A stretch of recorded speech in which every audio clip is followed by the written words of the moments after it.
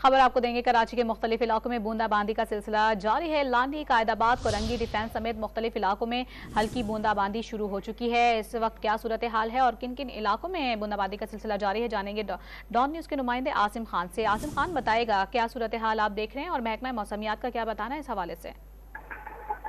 यह महकमा मौसमियात की पेशगोई के मुताबिक इस वक्त शहर के मुख्तलिफ इलाकों में बूंदाबांदी का सिलसिला शुरू हो गया और कहीं कहीं कुछ तेज बारिश भी रिकॉर्ड की गई है, जिसमें मज़ाफ़ाती इलाके हैं, कोरंगी है, गुलशन हदीद है, इसी तरह से मलीर है, जहाँ पर कुछ तेज बारिश हुई है। ताहम शहर भर में इस वक्त जो है बूंदाबांदी का सिलसिला जारी है और महकमा मौसमियात का बताना है कि आइंदा 2 रोज तक ये सिलसिला जारी रह सकता है। और कराची में 2 रोज तक काफी हफ्स और गर्मी थी, जिसका जोर अब कुछ टूटा है और तेज हवाओं के साथ बूंदाबांदी का सिलसिला शुरू हो गया। जबकि महकमा मौसमियात का बताना है कि ये सिलसिला तेज होकर तेज बारिश में भी तब्दील हो सकता है। आज दोपहर को कराची में तेज बारिश का भी इम्कान जाहिर किया गया है। महकमा मौसमियात की जानिब से आसिम खान अपडेट करे थे, शुक्रिया आपका।